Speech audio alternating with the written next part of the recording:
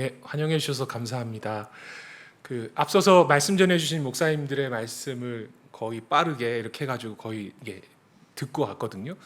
근데 토요일 저녁에 이렇게 어린 친구들이 많이 있는 거는 화면이 이렇게 안 비춰서 몰랐습니다. 그래서 작전을 좀 바꾸려고 합니다. 얘들아, 초, 중, 고 손 들어보세요. 우리 오늘 말씀은 너희들도 함께 갈 거야. 알았지? 그러니까 봐야 돼. 그리고 선교사님이 잠깐 아이들이랑 소통하겠습니다. 얘들아, 선교사님은 매주 월요일, 화요일, 수요일은 학교에 가서 대안학교 가서 너희 또래 아이들을 만나고 수업하거든. 그러니까 난 너희들이 너무너무 중요해. 알았지? 근데 오늘 하는 내용이 수업하는 내용인데 진짜 수업하는 내용이야. 그러니까 얘들아, 중고생, 중2, 중2가 여기 와 있으면 안 되는데. 우리 집 중3은 왜 그 모양이지? 중2, 또 고등학생, 저쪽에 중고생 있는데, 몇 학년? 너도 중2야? 우리 아들 일로 보내야 되겠다. 얘들아, 너희를 위해서 오늘 우리가 말씀 나누는 이 안에 수능 기출 문제가 엄청 많아. 막 눈이 막 초롱초롱하지? 그리고 한 번 들으면 절대 까먹을 수 없어. 제가 지금 들어오면서 사실 살짝 당황했습니다. 아이들이 왜 이렇게 많은 거지? 너무 좋은데, 그래서 약간 제가 이렇게 막 좀 경계를 좀 왔다 갔다 하도록 하겠습니다. 어른들 또 우리 장로님, 권사님들 이해해 주시고 가끔 또 아이들 같이 갈 거니까요. 그래서 지금부터 화면을 바꿔주실 건데, 방송실에서 저는 지난번에는 저는 이 화면을 계속 주시고 저를 옆에 작게 놔주시면 좋을 것 같습니다. 제가 없어도 괜찮습니다. 그래서 따라 예수 따라가세라는 말씀의 제목은 우리 주제인 Now and Here를 살아가기 위해서 우리가 누구의 모습을 가장 닮으면 좋을까? 그게 예수님을 닮아가는 것에 관한 내용이고요. 이 제목은 제가 정한 건 아니고 이런 책이 있습니다. 우리나라에 오셨던 선교사님이 보배라는 한 여자아이가 12살 때 남의 집에 팔려가는 거예요. 집이 너무 가난해서. 근데 그 아이가 그곳에 가서 너무 일찍 아이를 낳고 남편의 사랑을 받지 못하고 어린아이를 풍토병으로 떠나보내고 실제 있었던 일을 기반으로 해서 썼는데, 할아버지가 자꾸만 우리나라는 예전에 저승하면서 내가 이제 곧 죽을 거야 하면서 여기 노래 부르는 가사가 있어요. 가사가. 근데 이 보배라는 아이가 예수를 믿게 되면서 할아버지한테 이렇게 얘기하는 거예요. 할아버지, 그렇게 노래 부르지 마시고 따라 예수 따라가세라고 노래 부르세요 하면서 복음을 전하는 그러한 내용이거든요. 이 책이 절판되어서 없긴 할 건데 가끔 땡 이런 데 있지 않습니까? 거기 가면 있으니까 한번 구해서 보셔도 괜찮은 책일 것 같아요. 그래서 예수님을 따라가는 인생, 예수님을 알아가는 인생이 얼마나 중요한지, 그리고 선교의 시작인지에 관한 이야기를 우리나라에 오신 선교사님들의 이야기, 또 예수님의 삶의 이야기를 통해서, 오늘 본문을 통해서 함께 그 여정을 따라가려고 합니다.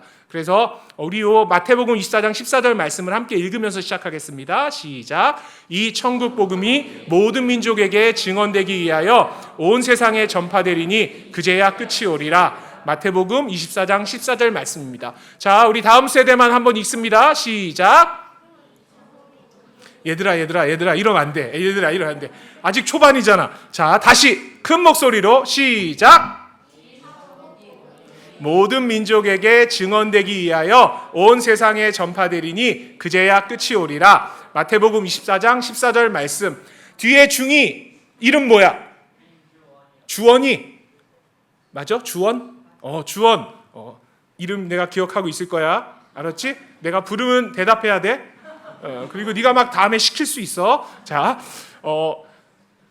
천국 복음을, 예수님의 십자가의 사랑을 모든 민족에게 증언하면 그때 주님 다시 오시겠다라는 약속의 말씀입니다. 증언은 증인이 할 수 있어요. 근데 증인은 어떤 사람이 증인이냐? 잠시만요. 제가 이 말씀 들은 걸 정리를 했거든요. 심영석 교수님께서 강의 말씀 전하시면서, 교수님이니까 강의라고 그랬어요. 말씀 전하시면서 마르티스, 그 다음에 마더, 증인, 순교에 관한 이야기를 중간에 짧게 PPT로 올리셨었어요. 증언은 누가 할 수 있냐면 증인이 할 수 있는데, 증인은 어떤 사람이 증인이냐면 어떤 사건을 직접 눈으로 목격한 사람이 증인입니다. 그러니까 예수 그리스도의 십자가의 사랑을 직접 내가 경험하지 않고서는 복음의 증인이 될 수가 없다라는 거죠. 그 예수님께서 그 증인들을 세우시기 위해서 당신이 이 땅 가운데 오셔가지고 삶을 살아내셨던 거예요. 전 세계에는 수많은 사람들이 살아가고 있습니다. 주원, 전 세계 인구가 몇 억쯤 될까? 찍기 영역이야. 괜찮아. 너무 어렵지? 70억? 조금 더 써봐. 80억. 훌륭하다. 저렇게 전 세계 인구를 아는 친구들은 교회에서 정책적으로 선교사로 보내야 됩니다. 얼마나 훌륭합니까? 주원아, 걸려든 거야 오늘. 전 세계 인구는요 사실 82억 명을 넘어섰습니다. 82억 명을 넘어섰고요. 매년 1월 달에 오픈도어스 선교회라는 곳에서 기독교 박해지수를 발표합니다. 이게 올해 발표된 기독교 박해지수예요. 1위부터 한 50위까지 발표하는데, 이 나라들을 지도에다 옮겨서 색칠해보면 이렇게 모여 있습니다. 여기를 선교학자들이 템포리 인도라고 해서 14십창이라고 얘기해요. 제가 오늘 조금 다른 이야기를 할 건데, 최근에 많은 선교학자들이 이제 이 개념은 없어졌습니다. 우리가 그래서 414 얘기도 들으셨잖아요. 다음 세대에 관한 얘기도 들으셨고요. 사도행전 1장 8절에서 너희 모든 민족에게 가라라고 명령하셨는데 가지 않으니까 거꾸로 사도행전 8장 1절에서 예루살렘에 박해를 주셔가지고 그들을 흩으셨어요. 그죠? 그래서 지금 우리나라에 많은 이주민들이 와 있다라는 거예요. 근데 문제는 여전히 미전도 종족들이 살아가고 있습니다. 전 세계 82억 명 중에 이 미전도 종족의 정의를 한번 보십시오. 복음화율이 너무 낮아서 그들 종족의 언어로 번역된 성경이 없고 교회도 없고 목회자도 없는 곳에 사는 사람. 또 어떤 학자는 이걸 숫자로 표현했어요. 반경 5km, 그러니까 직선으로 거의 10km 안에 나에게 복음을 전해줄 수 있는 사람이 단 한 명도 없는 곳에 사는 사람들을 미전도 종족이라고 합니다. 그들은 복음을 듣고 싶어도 들을 기회조차 갖지 못하는 사람들이 지금도 전 세계에 남아있다는 거예요. 82억 명 중에 그 인구는 몇 억쯤 될까요? 주원아, 네 친구 이름 빨리 불러. 얘 중이라며. 누구? 예준이? 지훈? 지훈아. 일단 해. 시간 없잖아. 우리 아까 우리 25분에 시작했잖아. 그러니까 15분엔 끝내야 돼. 그러니까 물론 조금 더 해도 뭐 눈치는 안 주시겠지만 그래도 이해해 주십시오. 저는 오늘 파주에서 왔습니다. 제가 오늘 금요일이어서 예상을 하고 왔으나 2시간 반이라니요. 예수님을 한 번도 듣지 못하고 죽어가는 사람은 몇 명쯤 될까? 찍는 거야. 맞출 수 없어. 찍어봐. 몇 억쯤 될 것 같아? 전 세계에. 예를 들면 이 근처에 절에 있는 승려들은 예수님을 알아 몰라? 알아. 아는데 안 믿는 거야. 지금 우리가 얘기하는 건 알지도 못하고 듣지도 못하고 죽어가는 사람이 지금도 있다는 거야. 그 사람은 몇 억쯤 될 것 같아? 아니 이게 수능에 나오진 않으니까 그냥 찍어도 돼. 이거는 몇 억쯤 될 것 같아? 50억? 목사님 선교지 보내야 됩니다. 전 세계 인구 82억 명 중에 50억이 미전도 종족이라니. 근데 네가 그 얘기해서 청주 가깝잖아. 청주에 중부 명성교회라는 교회가 있어. 그 교회는 정말로 45억인가 50억이라고 써놓고 기도합니다. 예수 모르는 사람은 다 우리가 복음 전해야 된다라는 거예요. 아주 선교지향적으로 다음 세대를 세워나가는 거죠. 보세요. 전 세계 학자마다 다르지만 13억에서 많이 보는 학자는 23억까지 봅니다.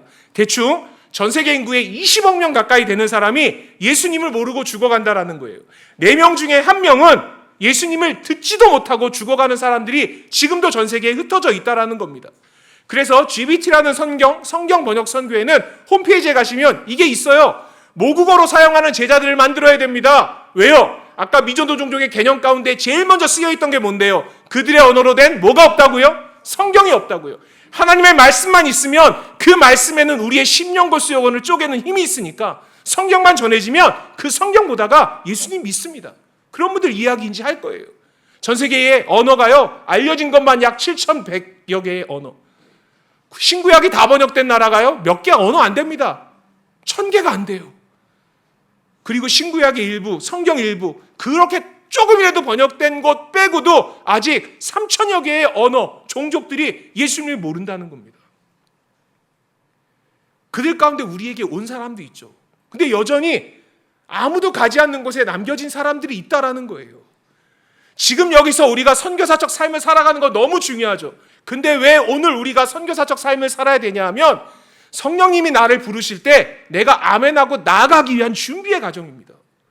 나는 여기서 선교사적 삶을 사니까 나는 세계 선교랑은 상관이 없어. 아니요. 그렇다면 그거는 옳지 않은 선교의 방향이라는 겁니다.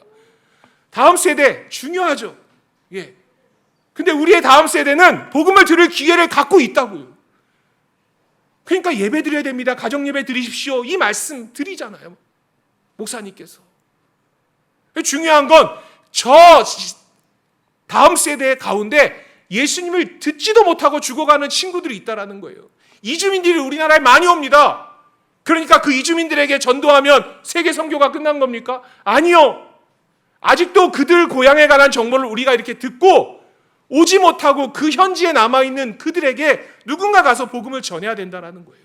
여전히 전 세계에 예수님을 알지 못하는 사람들이 살아있기 때문에, 남겨져 있기 때문에 우리가 그들 가운데 가는 그 사명은 여전히 중요하다는 겁니다.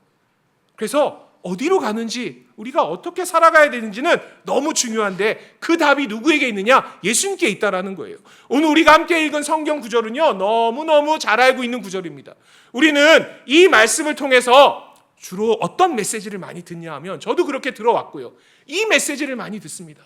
가르치고, 그래서 학교 세우죠. 예, 전파하고 교회 세웁니다. 고치고 병원합니다. 이게 지금도 중요한 선교의 큰 세계의 아주 핵심적인 사역 가운데 하나입니다. 그래서 우리가 가르치고 고치고 전파하는 그 사역을 여전히 하고 있습니다. 근데 오늘 우리는 이건 예수님께서 행하신 거라면 예수님을 따라가는 건 이 문제가 아닌 거예요. 우리 다 가르칠 수 있습니까? 다 전파, 다 고칠 수 있습니까? 다르지 않습니까? 정말 우리가 공통적으로 알아야 될 게 뭐냐면 이 일을 위해서 하신 예수님의 일이 있습니다. 그게 뭐냐면 밑줄 그은 거예요. 두루 다니셨다라는 거예요. 그리고요, 예수님께서 무리를 바라보셨다라는 거예요. 그리고 바라보시니까 긍휼한 마음이 드셔서 불쌍히 여기셨다라는 겁니다. 예수님의 중요한 사역의 원리는요, 두루 다니시면서 무리를 바라보셨던 거고요, 불쌍히 여기셨다라는 거예요. 베드로가 오순절 사건 이후에 사도행전 3장에 보면, 그죠? 예배드리러 가면서 그 장애인이었던, 그죠? 그 베데스다 연못에서 늘 기다렸던 그를, 어떤 분이 이 말씀도 중간에 하셨었어요. 이번 선교 기간 동안에. 그 전에도 봤을 거 아니에요. 근데 저는 다르게 생각했어요. 어쩌면 선한 사마리아인의 비유처럼 아마 돌아갔을 수도 있어요. 보면 부담스럽잖아요. 우리 그 서진교 목사님께서 노숙자분들 사역하는 말씀 드렸잖아요. 그런 적 있으시잖아요. 저도 그런 적 있어요. 노숙자분들을 마주 대할 때 부담스러운 거예요. 내가 목사인데, 내가 선교사인데, 내가 도와야 되는데. 물론 저는 녹사 사역도 같이 하고 있는 일정 부분이 있긴 하지만 그래도 여전히 만나면 아이고 죄송하다는 것도 있어요. 그리고 그래서 이렇게 죄송합니다. 제가 이 정도밖에 안 됩니다. 앞에 계신 강사님 너무 훌륭한데 제가 이렇게 피해간 적 있을까요? 없을까요? 그렇다고 너무 그렇게 쉽게 확신적으로 대답하시면 가끔 상처도 받습니다. 있어요. 있습니다. 저는 아마 그랬던 것 같아요. 그리고 또 하나는 그것을 지나가도 바라보지 않고 시선을 마주치지 않는 거잖아요. 여기서 무리를 보신다는 이야기는 시선을 맞추는 행위거든요. 시선을 맞추는 순간 무슨 마음이 드는데요? 불쌍한 마음, 긍휼한 마음이 드는 거예요. 예수님께서는 당신이 혼자 그 일을 하신 게 아니라 예수님의 공생의 3년의 시간 동안에 제자들을 그 훈련 가운데 초대하십니다. 그리고 열심히 홀로가 아니라 제자들과 함께 두루 다니셨어요, 예수님께서. 그리고요, 무리를 바라보시는 일을 했습니다. 그리고 어떻게 합니까? 불쌍히 여기는 그 예수님의 모습을 제자들에게 보여주십니다. 그러니까 제자들이 예수님 이후에 성령으로부터 권능받아서 그 삶을 따라서 살아가는 겁니다. 예수님께서 십자가상에서 다 이뤘다라고 말씀하시고 우리에게 주신 대위임 명령이 너희 모든 민족에게 가서 그들을 좀 제자 삼아달라는 겁니다. 가는 일이 너무너무 중요했습니다. 가서 그들을 바라보는 일, 그리고 그 마음 가운데 주시는 성령님이 주시는 긍휼한 마음이 있어야 그들을 가르치고 고치고 전파하는 일 가운데 우리의 삶을 드린다라는 거예요. 그래서 우리 또한 사도행전 1장 8절 말씀처럼 성령님께서 우리에게 임하시면 우리가 권능을 받는다는 거죠. 우리는 성령의 시대를 살아갑니다. 주님 주신 그 권능으로 말미암아 우리가 가는 것이 아니라 성령님이 함께 하셔서 우리가 그 길을 갈 수 있다는 겁니다. 내 힘으로 가지 못한다는 거예요. 우리의 발걸음 가운데 성령님이 함께. 그래서 우리는 그 예수님의 삶의 그 흔적들을 따라가는 그 선교사님들의 이야기를 통해서 그 역사를 좀 보려고 합니다. 고대 근동에서 시작됐던 십자가의 복음이 모든 민족 가운데 전해지는 게 세계 선교의 역사입니다. 그 역사 가운데 19세기에 1800년대 후반에 우리나라에도 선교사님이 오는 겁니다. 그 복음의 뿌리를 잠깐 보려고 하는데 예수님께서 모든 민족으로 가라라고 말씀하셨을 때 우리나라에 사람이 살고 있었습니다. 청소년들아, AD 1세기야 얘들아. 예수님 십자가 사건 당시가 이쪽 뒤쪽 라인 얘들아. 학교에서 왔구나. 시험 기간이지 않니? 곧 그 교복 아니야? 요리사 아니지 너? 교복 맞죠? AD 1세기 때 우리나라는 무슨 시대였을까? 나를 잘 봐야 돼. 나는 상처 안 줘. 10대들에게 내가 정답을 알려준다. 내 손가락을 잘 봐야 돼. AD 1세기 때 무슨 시대였을까? 훌륭하다. 삼국시대. 예, 신라 사람, 고려 사람, 백제 사람이 살고 있었어요. 그 사람들 예수님 알았을까요? 몰랐을까요? 모릅니다. 누가 오지 않았기 때문에요. 372년에 고구려 소수리방 때 불교 유교 들어옵니다. 고려는요, 그래서 918년에 숭불 정책한다고 불교를 국교로 하고 1392년에 조선은요, 우리는 숭유 정책 씁니다. 그리고 5000년에 무속신앙 가득해서 굿하고 여기도 그 내용 나와요. 여기 한문 변화되는 두 사람이 나오는데 무당 얘기도 나와요. 그런 삶 가운데 언제 우리나라에 선교사님이 오느냐? 올해가 140주년이어가지고 행사 정말 많이 했습니다. 제가 곧 또 인천에 가야 되는데 올해 정말 인천에 많은 한국교회 교인들이 오시더라고요. 왜냐하면 거기 가면 선교 100주년 기념탑 140년이 됐던 기념을 지금 하고 있는 행사들이 있어가지고요. 2025에서 140을 빼면 1885년입니다. 제가 다른 연도는 다 보여드릴 수 있거든요. 근데 이 연도는 외우셔야 돼요. 예, 몇 년이라고요? 1885년. 예, 이때 우리가 알고 있는 언더우드 아펜젤러 같은 선교사님이 우리나라에 오는 겁니다. 그때까지 우리나라는 단 한 번도 복음을 듣지 못한 민족이었어요. 왜 그랬나 봤더니 쇄국 정책으로 문을 걸어 잠그고 있었습니다. 근데 어느 날 갑자기 문이 걸어 잠겨 있는데 누가 확 들어오는 게 아니에요. 누군가 발걸음을 내디뎠던 사람들이 있어요. 중국은 1830년대 아편 전쟁 이후에, 일본은 1850년대 미국이랑 전쟁하면서 개항을 하기 시작합니다. 그리고 외국인들이 오게 되고 선교사들이 오게 돼요. 그러면서 그들이 이 동방의 작은 나라, 그 사이에 있는 우리나라를 바라보게 되는 거예요. 그래서 막 다가옵니다. 그 다가왔던 분 중에 우리가 너무 잘 아는 분이 있습니다. 이름도 유명한, 너희 아이들, 남자아이들 어렸을 때 무슨 기차 가지고 놀았냐? 토마스. 훌륭하다. 앞에서 토마스 선교사님. 이분이 1865년에 우리 교회가 또 영국에 있는 선교사님 두 가정 계시지 않습니까? 다음에 꼭 여기 영국 웨일즈의 하노버 교회 가셔야 됩니다.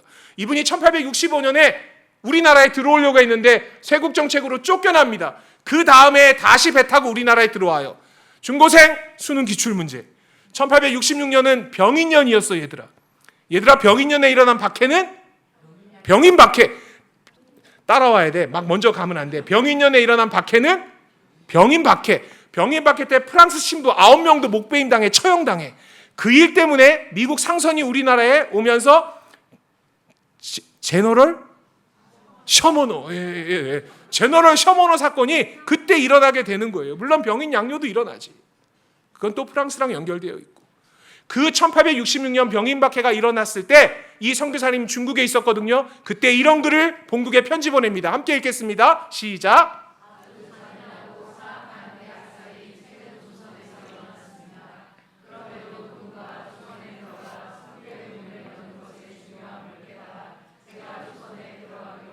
네, 학살이 일어난 걸, 병임 박해가 일어난 걸 알고 있었어요. 왜냐하면 프랑스 신부 12명 중에 9명은 목배임당에 처형당했고 3명은 탈출해가지고 그 얘기가 전해졌단 말입니다. 근데 뭐라고 얘기합니까? 그럼에도 불구하고 누군가 조선에 들어가 선교에 여는 것의 중요함을 깨달아 제가 가기로 결정했습니다. 위험한 걸 알고 우리나라에 오는 겁니다. 그때 들어올 수 있는 배가 없었어요. 당시에 동인도 회사의 배 중에 하나였던 미국 상선이었던 제너럴 셔모노가 조선에 들어간다는 얘기를 듣고 거기에 통역관으로 자원해서 배를 타고 우리나라에 들어오는데 평양 대동강변에 이 배가 들어왔는데 당시 우리나라 관군이 그 배를 화공으로 불태워 침몰시킵니다. 이게 제너럴 셔모노 사건입니다. 그때 배가 침몰하니까 헤엄쳐 나왔는데 저 칼을 들고 있는 박충건이라는 사람이 27살이었던 토마스 선교사를 그 자리에서 목베어 처형합니다. 토마스 선교사는 평양 대동강변에서 그렇게 순교자가 되었어요. 이분의 삶의 이야기가 궁금했습니다. 그래서 제가 영국 웨일즈의 하노버 교회에 가봤거든요. 이게 영국 웨일즈의 하노버 교회입니다. 목사님도 다녀오셨더라고요. 우리도 다 한 번씩 가기를. 얘들아, 이 사진은 내가 찍은 사진이야. 우리 교회는 아이들이 너무 착하고 순진하고 그러니까 지금 제가 찍었다니까 목사가 찍었어 믿어주지 않습니까? 제가 여름에 중고등부 집회 가면 이상한 일이 발생합니다. 이거 제가 찍었다 그러면요 중고등부 애들은 바로 스마트폰 꺼내가지고요 영국 웨일즈 하노버 검색합니다. 저 사진 똑같은 거 나오면 어떡하겠다는 거예요? 네가 간 거 아니 이럴 수 있지 않습니까? 그래서 어쩔 수 없이 제가 갔다 왔다는 걸 아이들 때문에 너희들이 있어서 이 얘기를 하는 거야 지금. 아이들 때문에 이런 사진을 남겨놓습니다. 아이들이 바로 상처 줍니다. 저 사람이 누구냐? 그래서 내가 검은 머리 때다 막 이렇게 얘기하면서 근데 저 무덤이 토마스 선교사님 아버님 무덤인데 아버지가 1884년에 소천되셨어요. 아들을 근 19년 먼저 떠나보낸 거예요. 우리는 부모님들은 그런 일은 없어야 되겠지만 혹여나 또 그런 사건들이 많이 있었잖아요. 최근 한 10년 터 만에 자녀를 먼저 떠나보내는 건 부모님에겐 너무너무 마음이 아픈 일이었어요.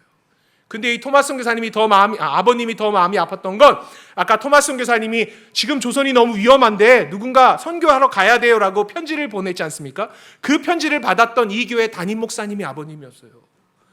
얼마 있다 아들의 순교 소식을 들어요. 저 같으면 조선이 싫을 것 같은데 주일날 설교하시면서 우리 교회가 조선을 위해서 기도합시다.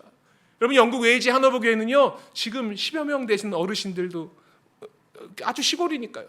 여전히 제가 마지막 듣기로는 여전히 한국 땅을 위해서 북녘 땅을 위해서 기도해 주신다는 거예요.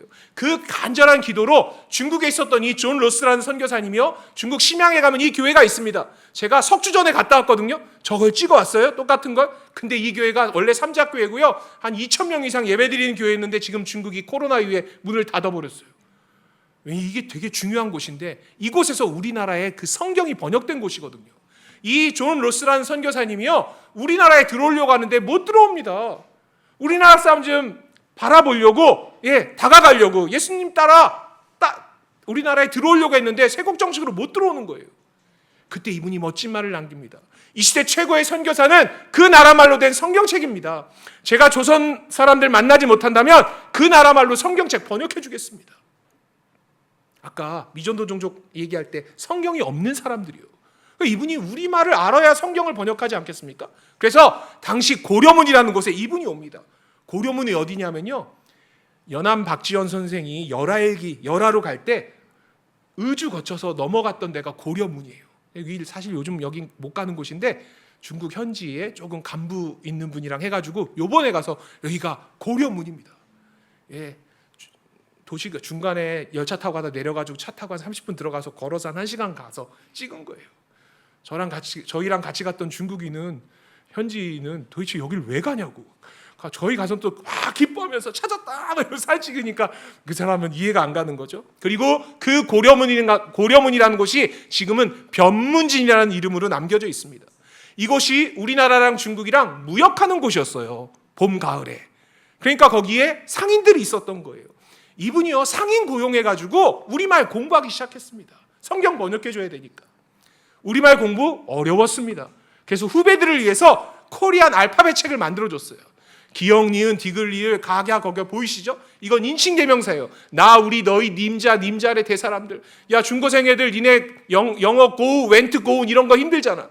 감사해라. 이분은 가다를 9단변화 외우셨다. 가우 가시 가라 갓소 가슴에 갔너니 갓소 가슴에 갔다. 양반 만날 때랑 천민 만날 때랑 말이 달라요, 우리나라는. 근데 말을 이상하게 배웠어요. 우리말은 적어도 서울 경기권 수도권에 와서 배워야 되는데 이분이요, 우리나라 의주 국경 밖에 장사하는 사람들이니까 이 사람들이 다 의주 상인이어가지고 평안도 사투리로 우리말을 배웁니다. 뭐 님자, 뭐 가슴에 이렇게요. 문장 배운 거 보면 가슴에 와 닿습니다. 너를 믿디 못하겠다. 어떻게 왔음매, 걸어왔음매, 맨니끼리나 감마, 85리 감매 그랬더니 또 내래 다리 아파가디 못하겠다. 막 이렇게 우리말 배웁니다. 근데 놀라운 건 이렇게 우리말 공부했는데 들어보십시오. 10년 만에 마태복음부터 요한계시록까지 신약성경을 다 번역해버립니다. 그 성경이 번역된 교회가 아까 그 교회예요. 뒤에 가면 조선글 성경 번역 유적지라고 박물관도 있는데 거기를 요번에 제가 7월 마지막 주간에 제가 선교한국에서 최엽 선교사님 다녀가셨잖아요. 제가 선교한국 대회 강사인데 한 주 전에 중국 갔다 온다고 왜 그러냐고 그러시는데 어쩔 수 없이 다음 세대 아이들 데리고 저기를 갑니다.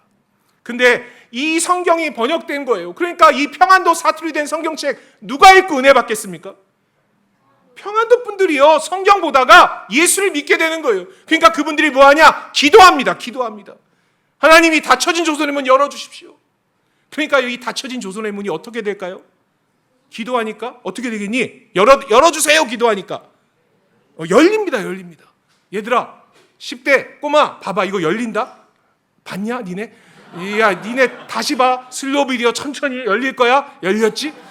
제가 아까 외워주세요 한 연도보다 몇 년 전입니까? 3년 전에 우리나라랑 미국이랑 조미소 통상장이라는 걸 맺습니다. 그래서 그 다음에 우리나라 관리들이 미국 갔어요. 수능 기출 문제야. 1883년에 미국에 견학 갔다고 해서 장로님, 권사님, 어른들은 학창시절에 견미사절단이라고 배웠고 너희들 요즘 책에는 보빙사라고 나온다.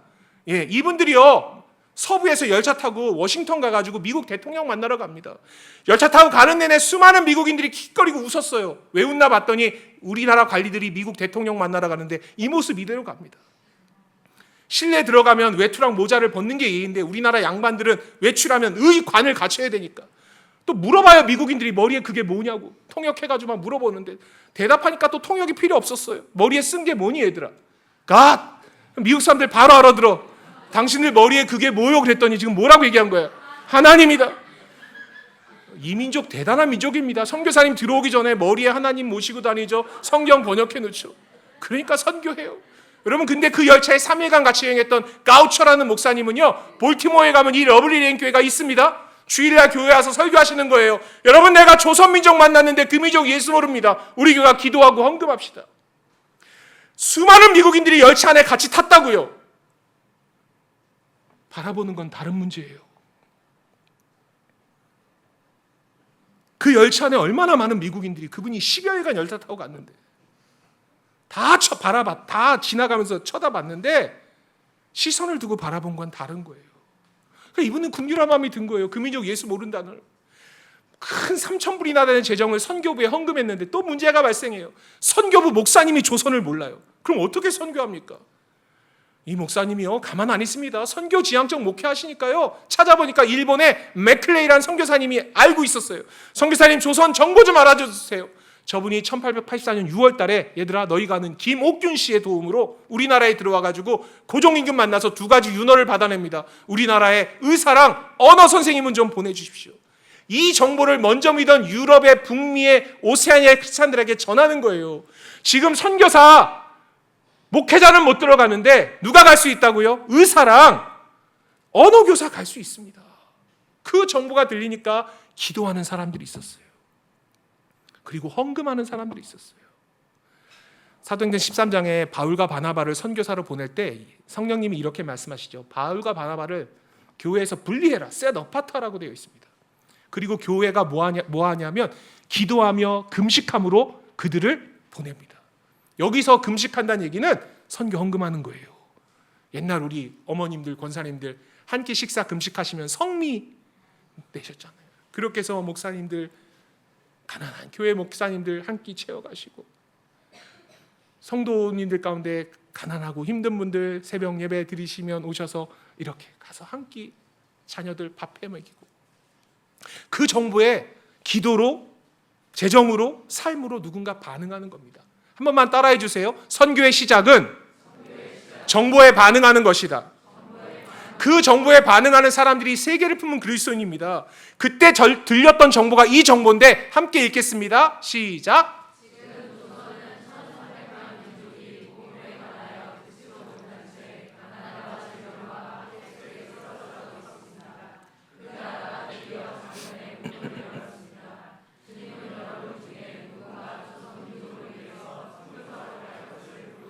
네, 당시 우리나라 인구가 약 1300만이었는데 그 정보가 들렸던 거예요.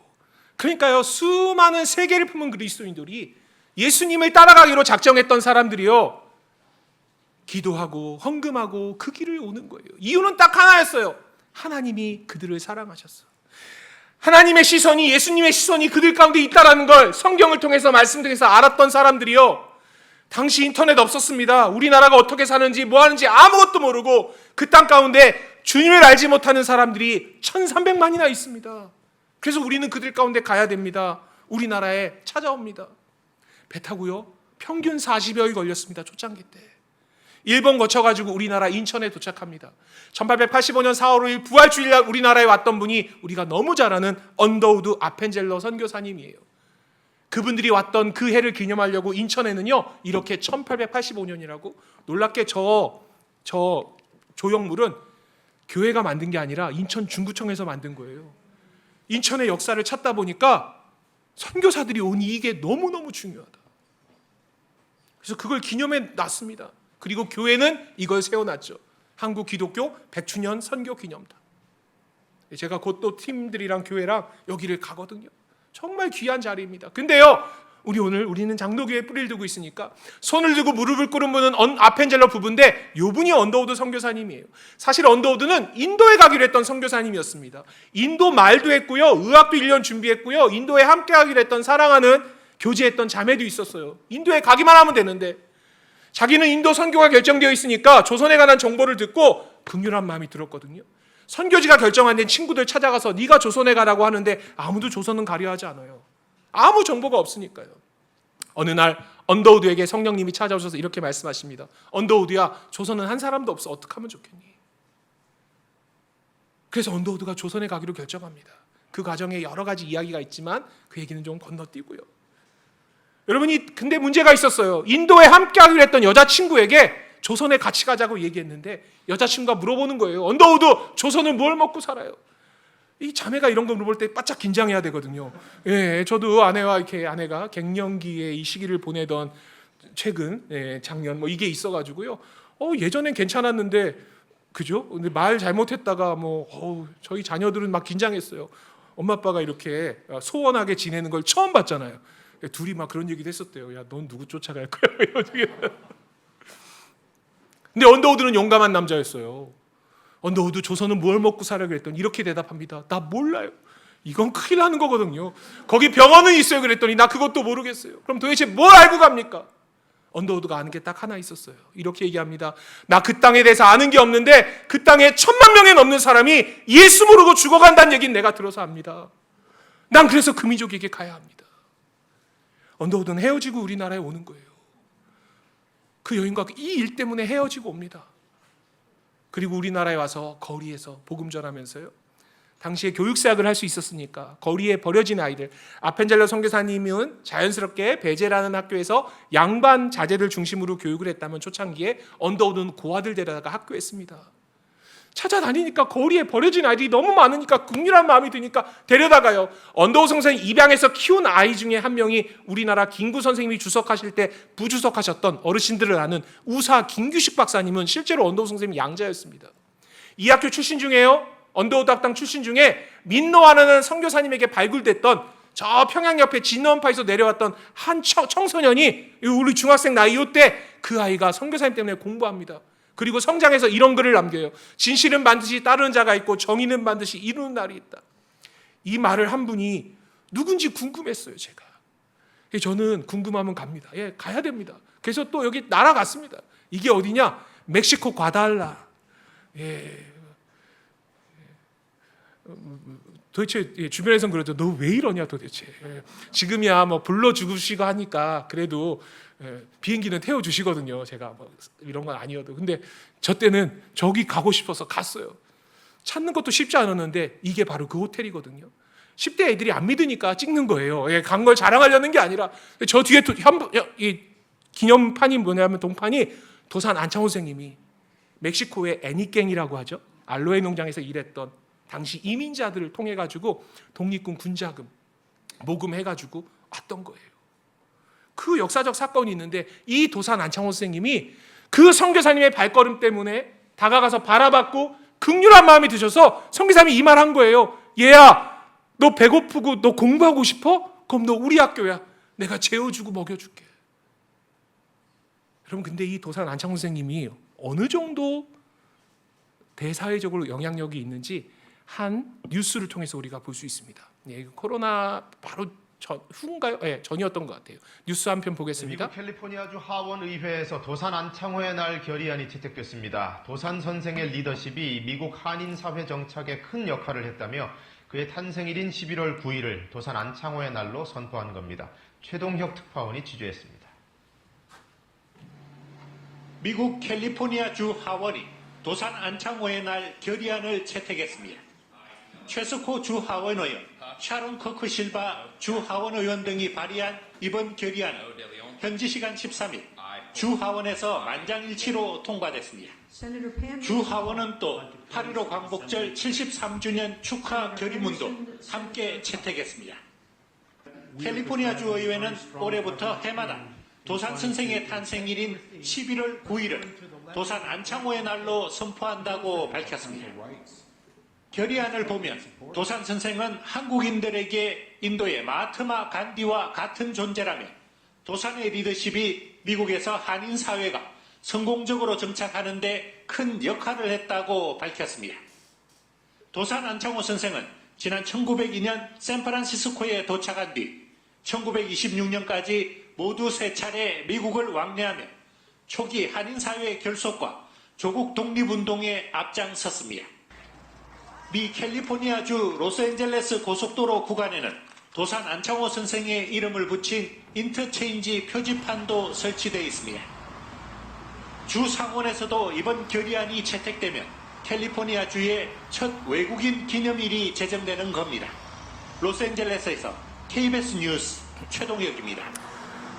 아는 만큼 보입니다. 다음에 미국 LA에 가시면 도산 안창호 우체국도 찾아가시고 이 거리도 한번 차로 달려보시는 것도 의미가 있지 않나? 가난한 평양 옆에 진남퍼라는 곳이 고향이었던 한 아이가 배고프고 공부하고 싶어서 서울을 헤매고 다닐 때 수많은 사람들이 쳐다봤을 거예요. 제가 봤을 땐 과연 민노아 선교사님만 쳐다봤을까? 어떤 다른 분도 그 수많은 아이 가운데 긍휼한 마음이 가지셨던 민노아라는 선교사님이 그 아이에게 너 와서 공부하지 않을래? 이 작은 배려가 바로 그 자리에서 지금 그 자리에서 그 그리스도의 사랑을 전하는 것, 예수님을 따라 바라보고 그러니까 다가가서 바라보고 긍휼한 마음 때문에 전했던 그 복음 때문에 이렇게 귀한 인생이 세워지게 됩니다. 믿음의 선배가요. 여러분, 언더우드 선교사님은 우리 세운 그 학교가 지금 저렇게 경신학교가 되고 지금 이제 서울의 경신중고등학교가 지금도 세워져 있습니다. 그리고 우리 장로교회의 첫 조직교회가 되는 세문안교회가 이렇게 세워졌다가 이렇게 커졌다가 이걸 어른들은 많이 기억하시는데 지금은 이렇게 세워져 있고 놀랍게 우리나라에 와서 선교사님 결혼하셔가지고요 4대가 양화진에 잠들어 계시고 4대손 되는 피터 언더우드 선교사님은 지금 한국에 살고 계십니다. 68세, 69세 되셨는데 한국 말씀 너무 잘하세요. TV 같은 데 나오시면 이렇게 얘기하세요. 여러분 안녕하세요. 저는 신촌원시 4대손 원한석입니다. 이분들은 본관이 있어요. 이분들이 살았던 데가 신촌 연세대학교 안에 언더우드 생가가 있거든요. 그래서 조선 사람들을 인사해 보니까 앞에다 다 동네 이름 붙이더래요. 저는 전주이가거든요. 뭐 김해 김씨, 뭐 파평윤 씨, 뭐 이러니까 조선 사람들은 이름 앞에다가 동네 이름을 붙이는구나. 이분들이 살았던 곳이 원래 경기도 고양군 연희면이었어요. 연희면에 학교가 세워져서 연희전문대가 됐던 거고, 연희전문대가 거기 세워지니까 가난한 집 애들이 거기 가서 공부했잖아요. 학교가 학생들이 많아지니까 장사치들이 사대문 성벽에서 살다가 그곳으로 와가지고 마을을 형성해요. 여기가 동탄이 신도시인 것처럼. 그래서 새로운 마을이 시작됐어요. 한자로 신촌. 예, 그래서 이분들은 신촌 원씨가 돼요. 혹시 이 다음에 우리 자녀들이 이 다음에 커서 결혼한다고 남자친구 여자친구 데려와서 인사시킬 때 원씨를 데려오면 꼭 본관을 물어보셔야 돼요. 이럴 수 있잖아요. 어머님, 저는 신촌 원씨 8대 손입니다. 그러면 집사님이 그냥 결혼시켜야 됩니다. 언더우드 가문이 되는 거예요. 그렇게 이 땅 가운데서 지금도 우리나라를 품고 사랑하며 살고 계시는 거죠. 근데요, 이게 서울에 한정된 게 아니에요. 여러분, 이게 선교사님이 만들어놓은 우리나라 선교 구역 나눈 건데, 저 위쪽 추운 곳은 추운 데서 온 캐나다 선교사님들이 사역하세요. 저 호주 선교사님들은 따뜻한 데서 왔으니까 저 경남 지역 사역하세요. 우리 여기 동탄은 사실은 감리교 선교 지부였습니다. 예전 여기가 수원이었거든요. 여러분, 우리 수원 3.1 만세 운동이 시작이 동탄인 거 아십니까? 여기 보면 장천교회라고 있습니다. 조금 가시면 그 옛날에 장질이라는 곳이었는데, 여기가 우리 수원 지역 이 중부권 3.1 만세 운동이 시작된 곳이 동탄입니다. 그런 역사도 또 있습니다. 근데 저렇게 전국을 다니면서 복음 전했던 건데요. 우리는 오늘 평양으로 가려고 합니다. 평양을 품었던 선교사님은요, 이제 우리 장로교 선교사님 이야기했으니까 감리교 선교사였던 윌리엄 제임스 홀과 로제타 셔우돌이 평양을 품습니다. 사모님이 먼저 1890년에 왔고요. 약혼자였던 윌리엄 제임스 홀이 91년에 오고, 그 다음에 결혼하고 아이가 태어나고, 이분들이 1893년에 평양에 올라갈 때, 당시 평양은요, 평양 감사는 나는 새도 떨어뜨린다고 위세가 강했고요. 선교사들이 들어가 살지 못하는 곳이었어요. 쫓겨났던 곳입니다. 나주도 그랬고요. 경북 안동도 그랬는데, 이 선교사님이 가면서 이런 기도합니다. 하나님, 만약 한 사람을 희생시켜서 이 도시 평양의 문을 여실 생각이라면 제가 그 희생자가 되겠습니다. 무슨 얘기냐면, 하나님, 한 사람의 순교를 통해서 그 땅이 예수 믿게 된다면 제가 그 순교자가 되겠습니다. 그 마음으로 가니까 이분이 집을 얻습니다. 건번이라고 기생들 머물던 그 버려진 건번에서 집을 얻어서 의사였기 때문에 병원하고요, 학교하고요, 교회하면서 사역합니다. 그리고 가족들 데리고 다 올라갔어요. 그곳에서 가난한 집 아이들 공부시켰던 거예요. 근데 가족들 데리고 당시 5개월 된 아들 데리고 사모님과 함께 올라갔는데, 올라가자마자 채 몇 달 되지 않아서 다시 철수할 수밖에 없었어요. 1894년 봄에 올라갔는데, 그때 우리나라에서 청일전쟁이 일어납니다. 이 청일전쟁 때 마지막 전투가 평양전투였어요. 그래서 다 철수했다가 자신이 사랑하는 그 땅, 긍휼한 마음 주신 그 땅의 마지막 전투가 평양전투니 수많은 사람들이 죽어가고 있었어요. 부상병들도 많고요, 전염병도 돌고요. 서울에 있었던 윌리엄 제임스 홀이 내가 여기 있을 수 없습니다. 왕진 가방을 꾸려서 평양에 들어가서 그 아들이 쓴 조선해상이라는 책에 보면 근 10여일간 거의 한잠도 자지 못하고 수많은 사람들을 진료하다가 그만 이분이 과로로 쓰러지는데, 그때 이분이요, 평양에 돌기 시작했던 발진티푸스에 감염되세요. 급하게 서울로 옮겼는데 그만 선교사님, 우리나라에 온 지 3년 만에 이분 돌아가십니다. 34세 나이에. 마지막까지 사랑하는 아내에게 이렇게 얘기했어요. 내가 평양에 갔던 거 원망하지 말아요. 나는 예수님의 뜻을 따른 것이고 예수님의 길을 따라가기로 결정했다라는 거예요. 예수님의 그 십자가의 길을 따르기로 나는 하나님께서 은혜 주셨습니다. 이분의 이야기를 이번에 이제 무명이란 영화도 하는데, 이 한국 교회 가운데 선교사님들의 이야기를 잘 영화로 또 다큐로 만들었던 그 시작이 사실은 CGN 방송국에서 만들었던, 정말 퀄리티 있게 만들었던 첫 번째 영상이 사실은 이 선교사님에 관한 영상이에요. 아주 오래된 영상인데 제가 이제 오늘교회 방송국에도 여쭤봤고 이렇게 말하고 틀면 괜찮다고 말씀해 주셨거든요. 그래서 CGN 방송국에서 만들었던 영상 가운데 일부분만 잠깐 보도록 하겠습니다. 선교를 준비하면서 만난 남편 제임스 홀. 그는 신실하고 헌신적인 하나님의 자녀로 열심을 다한 선교사였습니다. 1892년 서울에서 결혼을 한 후 제임스는 곧바로 평양 선교 책임자가 되어 의료 선교를 펼칩니다. 그때 첫 아이 셔우드는 6개월 갓난쟁이였죠. His father was involved with pioneer mission work, medical mission work, and the Sino-Japanese War took place during his lifetime, and he developed typhus as after going up to Pyongyang and assisting the wounded up there, and he contracted typhus fever and came back to. 청일 전쟁의 분수령이었던 평양 전투. 제임스 홀은 자신의 몸을 돌볼 틈도 없이 부상당한 환자들을 치료하며 복음을 전했습니다.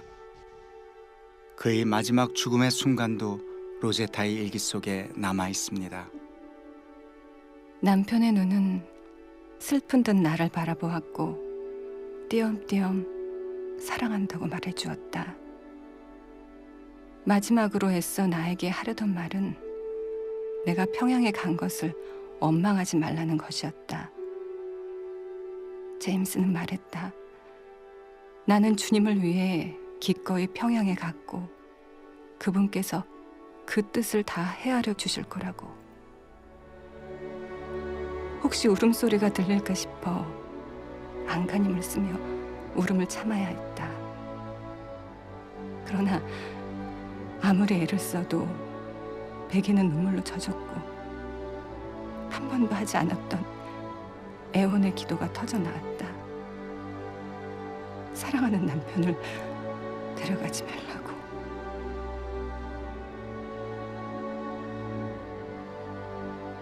그의 선교 활동은 짧았지만 평양 선교의 개척자, 고아들의 친구로 불린 그의 헌신은 작지 않았습니다. 하나님을 향한 원망마저 허락하지 않은 그런 남편이 로제타의 곁을 떠났습니다. 눈물로 얼룩졌던 당시 일기장. 그러나 그 눈물이 마르지 않았습니다. 남편 죽음 후에 얻은 딸 이디스. 로제타에게 큰 위로가 되었던 딸마저 그의 곁에 오래 머물지 않았습니다. 겨우 5살, 풍토병으로 죽기 직전까지 엄마는 고열에 시달리는 딸의 상태를 일기에 기록했습니다. 체온 41도, 숨이 가쁘고 힘들어했다. 잠시 후 호흡의 간격이 점점 길어졌다. 눈을 크게 뜨고 엄마를 바라본 채 작은 영혼이 서서히 떠나갔다. 그렇게 그 아이는 세상에 보내주신 그분에게로 다시 돌아갔다.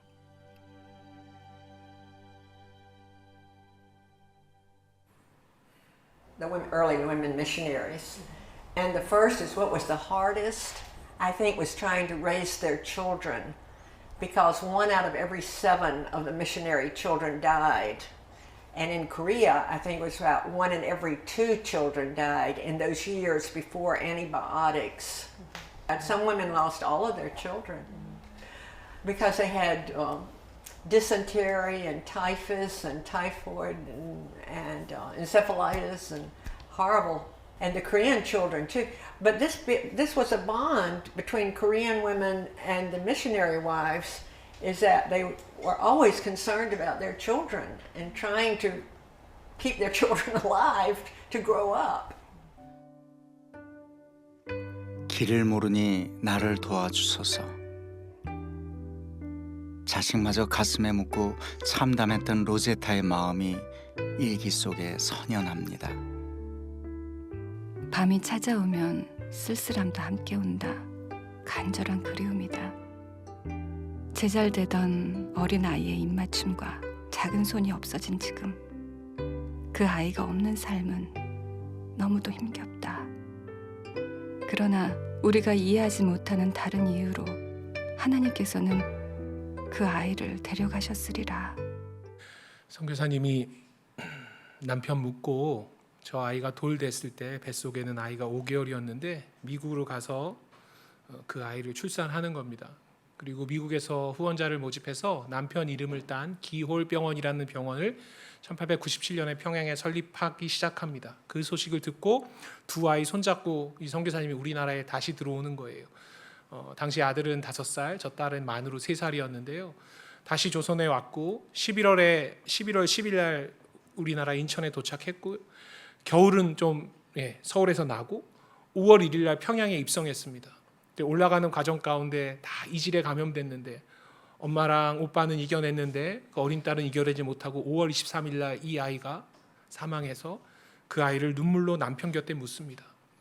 그리고 이듬해 우리나라에서 그래서 이디스 아동병원이 우리나라 최초의 어린이 병원이 그렇게 시작됩니다.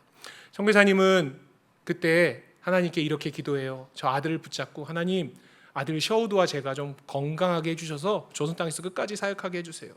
선교사님 정말 하나님께서 그 기도를 들어주셔서요. 우리가 얘기했던 평양의 기월병원과 이디스 아동병원에 이화여자대학교 부속병원도 이분이 설립자이고요. 여성의료 전문대학은 지금의 고려대학병원이고요. 인천의 기독병원과 간호대학도 이분이 설립자세요. 각 병원에 가시면 역사관에 가면 로제타 선교사님의 이름으로 그 병원들의 역사가 시작됩니다. 근데 저는 오늘 병원 이야기를 하지 않으려고 해요. 누군가 다가가서 바라보고 주시는 긍휼한 마음 때문에 그가 했던 아주 중요한 일이 하나 있습니다. 그게 뭐냐면 특수교육이었어요. 선교사님 평양에서 사역하던 시기에 자신의 집안을 돕던 오석형이라는 분의 딸아이가 있었는데 그 아이 이름이 복내였습니다. 조선시대 때 장애를 갖고 태어난다는 것은 귀신 들렸다고, 집안의 부끄러움이라고, 여자아이는 버림받기 쉬웠고요, 남자아이들도 쉽지 않은 그러한 삶을 살던 때였는데 그 아이들도 너무 귀한 아이들인데 그렇게 멸시받고 천대받는 그러한 모습 보면서 그 아이를 가슴에 품었습니다. 특별히 항생제나 백신이 전 세계적으로 개발되기 전에 우리나라뿐 아니라 유럽이나 서구에도 시각장애인들이 정말 많은 시대였습니다. 왜냐하면 우리 인체기관 중에 제일 약한 부분이 눈과 귀여서 열병을 앓고 나면 얻게 되는 흔한 정말 많은 장애가 시각장애와 청각장애였던 거예요. 저렇게 수많은 여자아이들이 버려져 가지고요, 저 아이들을 케어하는 겁니다. 아무도 시선 주지 않을 때 이 선교사님 평양에서 이런 꿈을 꿨어요. 나에게 열망함이 하나 있습니다. 나 이 시각장애 아이들 데려다가 평양의 이 교실 한켠에서 아이들 가르치고 싶어요. 근데 남편을 잃었던 거예요. 미국에 가서 3년간 머물면서 회복할 때 가만히 있었던 것이 아니라 이분이요, 시각장애인들을 가르치기 위해서 필요한 게 점자였습니다. 그럼 이분이 점자 만드는 법을 배워옵니다.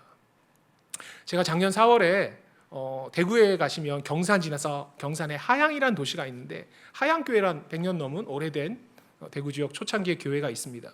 그 교회에 3일간 가서 3주간 주일날 말씀을 전할 기회가 있었는데 그때 첫날 말씀을 전했는데 첫날 이제 대구 이쪽 지역 이야기를 해야 되니까 여기까지 좀 급하게 왔어요. 근데 한 집사님께서 끝나고 그러시는 거예요. 주일날 선교사님 내가 일하는 학교에 좀 모셔야 되겠다고. 근데 그 학교가 이 학교거든요. 이게 대구대학교가 하양에 있습니다. 이 대구대학교가 우리나라 최초의 특수교육학과를 만든 학교예요. 그 특수교육학과 여기 있습니다. 여기 그 다음 주에 주일날은 학교 문을 안 여니까 그 다음 주에 하루 자고 월요일날 학교에 찾아갔는데 이 점자 도서관 2층에 가니까 출판 박물관이 있는데 그 안에 들어가서 정말 깜짝 놀랐습니다. 로제타 선교사님의 이야기가 있는 거예요. 남들은 다가가지 못했던 시각장애 아이에게 다가갔고요, 그를 바라봤고요, 너무 긍휼한 마음이 드셔서 이분이 점자를 공부했던 거예요. 그리고 이 박물관에 가서 발견한 게 있습니다. 이 아이가 복내라는 아이예요. 이 아이를 위해서 점자책을 만들어줬어요. 기름 종이에다가 우리 종이에다가 기름 먹여가지고 바늘로 하나하나. 그 책에 인터넷에 없는 자료 중에 하나가 뭐냐면 이 책의 서문이 그 옆에 이렇게 따로 되어 있습니다. 제가 영어 할 줄 아는 분도 이거 옛날 필기시어 잘 못 읽으시는데 진짜 영어 잘하는 분한테 조금 찾아가지고 읽어봤는데 근데 우리가 눈에 들어오는 게 하나 있습니다. 복내라고 보이십니까? 이 내용이 뭐냐면 나는 이 복내 이 아이 가르치기 위해서 이 점자책을 만듭니다. 한 민족을 위해서 언어를 만드는 게 아니라요, 한 사람을 위해서 우리나라에 없는 말을 점자를요 선교사님 바늘로 뚫어가지고 점자를 만들어줬던 겁니다. 한 사람을 위해서요. 정말 놀라운 사랑이죠. 그게 어떻게 가능했냐 하면 사실 예수님은 온 인류의 죄를 대속하기 위해서 오셨지만 어찌 보면 우리들 한 사람 한 사람을 위해서 오신 거잖아요. 그 삶을 이 선교사님이 살아내십니다. 그리고 이런 글을 남기세요. 보고하는 거예요. 시각장애인들의 선생으로 세우기 위해 내가 복례를 훈련시킵니다. 시각장애인들을 가장 잘 훈련시킬 수 있는 사람은 시각장애인 선생님이니까요. 그녀는 이제 읽고 쓸 수 있습니다. 뜨개질도 합니다. 바느질도 합니다. 조선에서 멸시받고 천대받고 아무것도 못한다고 버려지고 그래서 점쟁이가 되거나 술집에 팔리고 했던 그 아이가 또래의 수많은 시각장애인들을 가르치고 세워나가는 그러한 지도자로 바뀌었다는 거예요. 저 가운데 로제타 선교사님이시거든요. 선교사님 의료사역자였지만 의료사역은 다른 선교사들이 할 수 있는데 시각장애인을 가르치고 세우는 사역은 당신밖에 못하시니까 말년에는 그 일 가운데 더 많은 시간을 함께 하시면서 시각장애인들을 키워나갑니다. 초대교회 교부였던 터툴리안이 순교자의 피는 교회의 초석이 된다라고 얘기했습니다. 저 순교자란 단어가 시작된 게 마르티스라는 증인이란 단어거든요. 우리가 증인될 수 있는 것, 예수님께서 우리에게 이 십자가의 증거를 주신 이유는 우리와 함께 하셔서 우리에게 순교자적 영성으로 함께 동행하시겠다라는 거예요. 그래서 우리는 증인이 될 수 있습니다. 그저 내가 봤기 때문에가 아니라 성령님이 우리와 함께 하시기 때문에요. 그런 분들이 이 땅 가운데 오셨던 거예요. 시간이 지나고 나니 한국 교회사를 연구하는 아주 귀한 교수님들의 연구를 통해서 또 많은 분들의 연구와 발표 책들을 통해 가지고 이 땅 가운데 오신 선교사님들 이야기가 전해지기 시작했습니다. 근데 당시 저분들은 그저 나에게 주신 그 사명 한 자락 가운데 최선을 다했던 거예요. 예수님이 가라 하셨기 때문에 이 땅 가운데 왔고요. 이 땅 가운데 있었던 주님을 알지 못하는 이들에게 시선을 맞췄고 긍휼한 마음 때문에 어떤 분은 학교 선생님으로, 어떤 분은 노동자로 함께한 분도 있습니다. 어떤 분은 병원에서, 교회에서 각자의 모습 가운데 자신에게 주신 선교의 사명을 감당함을 통해서 이 땅 가운데 십자가의 그 증거를 이루어 가셨다라는 거죠. 근데 정말 중요한 것은 그 일을 위해서 우리가 가야 된다라는 거예요. 미국 MIT 대학교에서 사회학 가르쳤던 알렌이란 분이 이번 한 3년 전인가 돌아가셨는데 1977년에 나왔었고요. 처음 발표됐고 2000년에 들어와서도 쓰였던 알렌 커브입니다. 이게 뭐냐면 사람과의 간격과 소통의 빈도예요. 그래서 8m 안쪽에 들어가. 그러니까 내가 요 정도 거리죠. 8m면 여기 안에 있는 사람과 소통을 많이 하게 된다라는 거예요. 그래서 다가가서 만나는 일이 필요하다라는 거예요. 이 이론이 1990년대 전 세계의 기업들에 퍼지면서 부서의 그 공간을 8m씩 끊어가지고 칸막이 쳐가지고 다 막아놓던 시절이 있었습니다. 지금은 또 바뀐 시절이었지만 왜냐하면 만나야 소통을 한다. 이건 사실 그때 쓰였던 그래프입니다. 경제학에서. 근데 어찌됐건 우리가 다가가 만나는 일이 필요하다라는 거죠. 왜 지금 여기입니까? 지금 이곳에서 만나는 사람들에게 우리가 복음을 전해야 되는 거예요. 왜 나가야 됩니까? 여전히 우리가 그들 가운데 가지 않으면 남겨져 있는 그들은 예수 믿을 수 없어요. 누군가 다가가서 그들을 바라보는 일이 필요합니다. 그래야 긍휼한 마음이 들고 우리가 그 사역을 감당해낼 수 있거든요. 그 일을 먼저 하셨던 분이 예수님이셨습니다. 두루 다니고 무리를 바라보시고 불쌍히 여기셨던 그 예수님의 사랑이 우리에게 함께해야 될 줄 믿습니다. 근데 정말 중요한 거는요. 그래서 이렇게 말씀하시는 거예요. 말씀을 맺도록 하겠습니다. 예수님께서 말씀하시잖아요. 내가 그렇게 가봤더니 정말로 아픈 사람들 많어. 추수할 것이 너무 많은데 일꾼이 없다. 그래서 너희들이 가라고요? 그런 말씀 안 하셨어요. 뭐라고 얘기하시냐면 그러므로가 중요하죠. 추수하는 주인 하나님께 기도하면 뭐 하시겠다는 거예요? 추수할 일꾼을 보내주시겠다라는 거예요. 그러니까 선교의 시작은 기도로부터 시작되면 너무나 당연한 일입니다. 그렇게 다가와 바라보고 기도했던 분들의 이야기가 평양 땅 가운데 남겨져 있습니다. 여기는 전주에 있는 선교사님 묘역이고요. 여기는 광주에 있는 선교사님 묘역이고 여기는 가까이 공주에 있는 선교사님 묘역입니다. 여기는 청주에 있는 선교사님 묘역이고요. 여기는 호주 선교사님이 묻혀 있는 창원에 있는 선교사님 묘역이고요. 여기는 대구고요. 안동이고 강원도 홍천이고요. 이건 서울입니다. 서울 마포구 합정동 양화진에 140여 분의 선교사님과 선교사님 자녀들이 묻혀 있습니다. 한 분 한 분의 삶의 이야기를 전하고 나눌 때 하나님께서 전하는 저나 듣는 자에게 동일하게 주시는 감격이 있어요. 긍휼함이 있어요.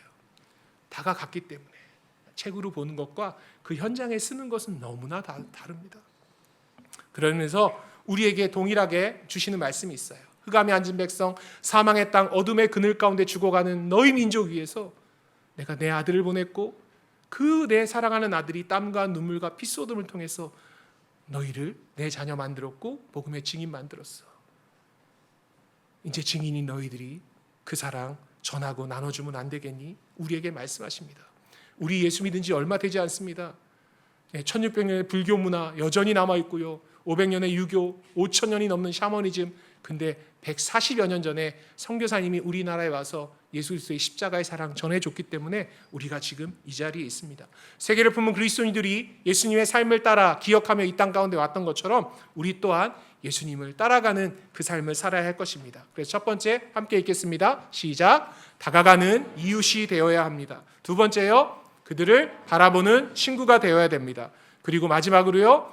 긍휼함으로 기도하는 제자가 되어야 합니다. 이 일을 통해서 지금 이곳에서 우리가 선교사적 삶을 살 때 성령님이 구분하여 우리를 부르실 때 우리가 영광스러운 선교사 삶으로 나아갈 수 있음을 우리가 기억합니다. 그 삶을 살아내는 우리 하늘빛 우리 교회 성도님들 한 분 한 분 되시기를, 그리고 다음 세대 되기를 간절히 기도드립니다. 제가 기도하겠습니다. 하나님 감사합니다.